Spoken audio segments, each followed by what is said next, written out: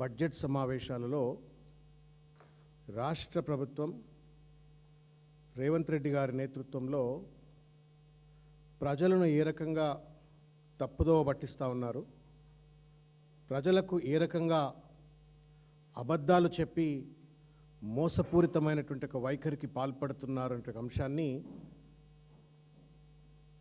Media ద్వారా ప్రజలందరి దృష్టికి తీసుకొచ్చేటకు ప్రయత్నం చేస్తాం. ఓల్డ్ హ్యాబిట్స్ డై హార్డ్ అని ఇంగ్లీష్లో ఒక సామెత ఉంటుంది. ఓల్డ్ హ్యాబిట్స్ డై హార్డ్ అంటే పాత అలవాట్లు చాలా కష్టంగా పోతాయని చెప్పని. ఇది రేవంత్ రెడ్డి గారికి పూర్తిగా కూడా వర్తిస్తుంది. అబద్ధాల పునాదుల మీద రాజకీయం చేసి, మోసాల పునాదుల మీద వాణ్ణి వీణ్ణి తొక్కుకుంటా అధికారంలోకి వచ్చినా అని గొప్పలు చెప్పుకునేటువంటి రేవంత్ రెడ్డి గారు తన స్వీయ నైజాన్ని ఆఖరికి పవిత్రమైనటువంటి ఒక ప్రజాస్వామిక దేవాలయమైనటువంటి ఒక అసెంబ్లీలో, శాసన మండలిలో, శాసనసభలో కూడా ఆ రకమైనటువంటి ఒక దుర్యోధన అహంకారంతో విచ్చలవిడి అబద్ధాలు ఆడుతూ తెలంగాణ సమాజాన్ని తప్పుదోవ పట్టించినారు. కేసీఆర్ గారి పైన, గత బీఆర్ఎస్ ప్రభుత్వం పైన పనిగట్టుకొని బురద జల్లేటువంటి ఒక ప్రయత్నం చేసి తన అసమర్థతను కప్పిపుచ్చుకునే ప్రయత్నం చేసినారు. మిత్రులారా, నేను మీకు ముందు ఒక చిన్న వీడియో చూపెడతా. నేను రేవంత్ రెడ్డి గారి నైజం ఎందుకు అన్నా అనడానికి దయచేసి ఆ వీడియో చూడాలని చెప్పని కోరుతున్నాను. నేను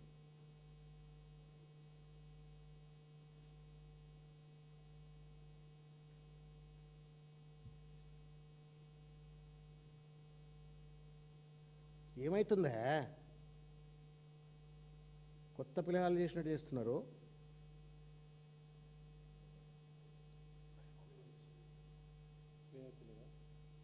పైన వస్తువా, పైన క్లిక్ చేయవా, అక్కడ క్లిక్ చేయవా. చలో छोड़ दो, तुम लोगों को सेल ఉంటే చెయ్యి.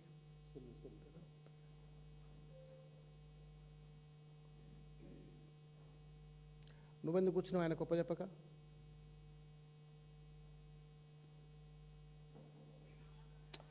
ఇంకో వీడియో ఉంటాయి, 2 వీడియోలు ఉంటాయి. 2 వీడియోలు పంపు నాకు పంపు.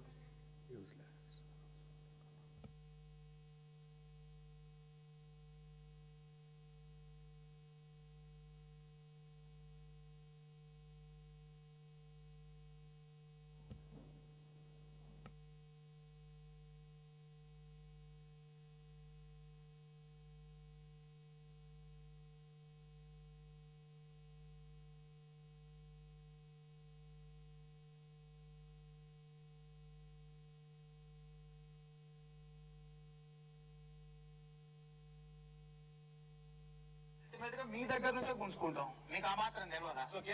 ఎందుకు మమ్మల్ని అబద్ధాలు చెప్పిస్తారు? మరి నేనైతే నా ఆస్తి చూపించు అమ్మను, నా జేబులోకి వెళ్ళి 100 రూపాయలు కూడా నేను ఉచితంగా ఇవ్వడానికి. ఉచితంగా ఇవ్వాలని అంటే ఇప్పుడు నేను ఉపాధి హామీలో పెట్టాల్సిన డబ్బులు లిక్కర్ అంతా 6,000 కోట్లు ఉన్న ఇన్కమ్ ఈ రోజు 30,000 కోట్లకు తీసుకొచ్చిన లిక్కర్ సేల్స్ లో 22 రూపాయలు ఉన్న క్వార్టర్ 72 రూపాయలు చేసిన నేను. అంటే నేనంటే in the sense government political system నుంచి రేవంత్ రెడ్డి గారు ఏం చెప్పినా కానీ ప్రజలు నమ్మడం నమ్మకపోవడం అని నేను అదే చెప్తున్నా. మాతో అబద్ధాలు మా చేత మోసపోవాలని ప్రజలు కోరుకుంటున్నారు. సరే, వాళ్ళు అది కోరుకున్నప్పుడు మాదే ఉంది. రోగి కోరుకున్నది అదే, డాక్టర్ ఇచ్చింది అదే అన్నట్టు ఉంది వ్యవహారం. ఇది వదరబోత్తనంతో రేవంత్ రెడ్డి గారు మాట్లాడింది కాదు. ఇది తన యొక్క స్వీయ ప్రకృతి నైజాన్ని వ్యక్తీకరిస్తూ ప్రజలు మా చేత మోసగింపబడాలనుకుంటారు కాబట్టి మేము మోసగిస్తాము, రోగి ఏది కోరుకుంటాడో డాక్టర్ కూడా అదే ఇస్తాడు అని చెప్పని ఏదైతే స్వీయ నైజం ఉందో, ఇది అధికారంలోకి రాకముందు మాట్లాడిన ఒక మాట. అధికారంలోకి వచ్చిన తర్వాత కూడా ఇదే ధోరణి కొనసాగిస్తూ, ఇవాళ అబద్ధాల పరంపర కొనసాగిస్తూ, మోసాల పరంపర కొనసాగిస్తూ, అటు ప్రతిపక్షాన్ని, ప్రజలను వంచనకు గురి చేస్తూ ఇవాళ రేవంత్ రెడ్డి గారు వ్యవహరిస్తున్న తీరును ఒక్కసారి నేను మీ దృష్టికి తీసుకొచ్చే ప్రయత్నం చేస్తా. ఇది 27 నెలలలో మేము తెచ్చిన అప్పు 3,47,294 కోట్ల అధ్యక్ష. మేము తెచ్చిన అప్పు మమ్మల్ని అప్పు చేసిండ్రు అంటున్నారు అధ్యక్ష. నేను అది కూడా చెప్తా అధ్యక్ష. ఎప్పటి నుంచి 1/12/2023 నుంచి అధ్యక్ష, బాగా సభ్యులందరూ వినాలి. 28/2/2026 వరకు దాదాపుగా ఈ 27 నెలలలో మేము తెచ్చిన అప్పు 3,46,00,000 47,294 కోట్ల అధ్యక్ష మేము తెచ్చిన అప్పు టోటల్గా. మేము చెల్లించింది ఎంత అధ్యక్ష? వాళ్ళు చేసిన అప్పులకు, తప్పులకు, పాపాలకు 3,30,570 కోట్లు చెల్లించినాం అధ్యక్ష. మేము చేసిన అప్పులు మొత్తము వాళ్ళు చేసిన తప్పులకు, అప్పులకు, అసలుకు మిత్తికి కట్టడానికి పోయింది అధ్యక్ష. నికరంగా ప్రజల కోసం వాడింది కేవలం 17,000 కోట్ల రూపాయలు అధ్యక్ష. ఇంకా కూడా ఇది మీరు ఈ ఫిగర్స్ దయచేసి మీడియా మిత్రులు, నేను మాట్లాడుతున్నటువంటి ఒక అంశాన్ని చూసేటువంటి ఒక ప్రజలు కానీ దయచేసి how Revanth Reddy లైజ్ and cheats people అనే దానికి ఇది ఒక నిదర్శనం. దయచేసి మీరు పెన్ను కాగితం కూడా చేతిలో పట్టుకోండి, ఒకసారి అంకెలు చూడండి. మీకు కాగితం కూడా ఇచ్చిన ఆ లాస్ట్ పేజ్ని ఒకసారి చూడండి, ఓపెన్ చేసి చూడమని చెప్పి నేను కోరుతున్నా. లాస్ట్ పేజ్ మీరు ఒకసారికి వెళ్ళండి. ఆయన ఏం చెప్పినారు రేవంత్ రెడ్డి గారు?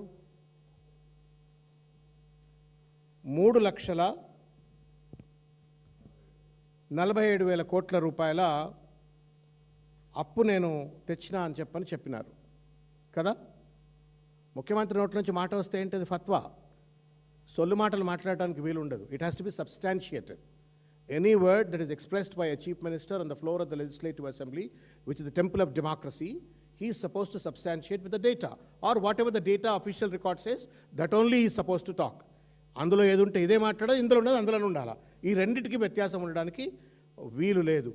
ఏమన్నారు? 3,47,000 కోట్ల రూపాయల పైచిలకు నేను అప్పు తెచ్చినాను, దాంట్లో నేను 3,30,000 కోట్ల రూపాయల అప్పు కట్టినాను అని చెప్పినారు.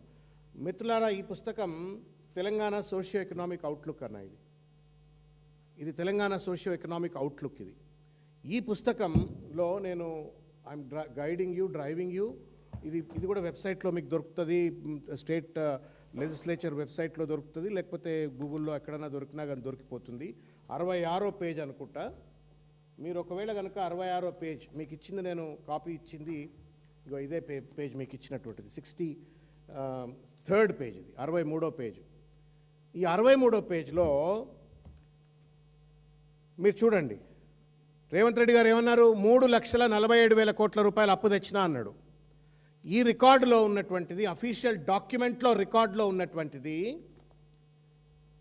Amount raised from 1/12/2023 to 31/12/2025. 31/12/2025 3,19,000 కోట్ల రూపాయలు. సరే, ఇంకో 12,000 కోట్ల రూపాయలు నేను even if I assume that జనవరిలో ఫిబ్రవరిలో చేసిండు అనుకుంటే కూడా సరే, మరి ఇంకా 47,000 కోట్లు అంటే 20,000 ఇంకా 27,000 కోట్లు చేసిండు అని చెప్పని అనుకుందాం. ఆయన చెప్పింది ఏంటి అంటే మొత్తం 3,30,000 కోట్ల రూపాయల అప్పును కట్టినా అని చెప్పిండు. నేను I want you to go through. There are 4 different types of loans. ఒకటి ఎఫ్ఆర్బిఎం లోన్స్ అని, అంటే ఎఫ్ఆర్బిఎం నీతి ఆయోగ్ ఇచ్చినటువంటి ఒక పరిధికి లోబడి తీసుకునేటువంటి ఒక ప్రభుత్వం తీసుకునేటువంటి ఒక లోన్స్, అవి కేంద్ర ప్రభుత్వం నీతి ఆయోగ్ పర్మిషన్తో. రెండవది government guaranteed loans raised by SPVs but are serviced by the government. అంటే గవర్నమెంట్ గ్యారంటీడ్ లోన్స్, వాటిని రీపే చేసేటువంటిది కెపాసిటీ కూడా ప్రభుత్వమే తీసుకుంటుంది అని చెప్పని. మూడవ లోన్ చూడండి మీరు, అందులో government guarantee loans which are raised by SPVs and serviced by them only. Government guarantee ఇస్తుంది కానీ వాళ్ళే రీపే చేసుకుంటారు. ఒకటేమో ఎఫ్ఆర్బిఎం లోన్, రెండోదేమో ప్రభుత్వం గ్యారంటీ ఇస్తుంది, ప్రభుత్వమే మళ్ళా రీపే చేస్తుంది స్పెషల్ పర్పస్ వెహికల్స్కి. థర్డ్ ఏమో గవర్నమెంట్ గ్యారంటీ లోన్స్ ఉంటాయి which are raised by SPVs but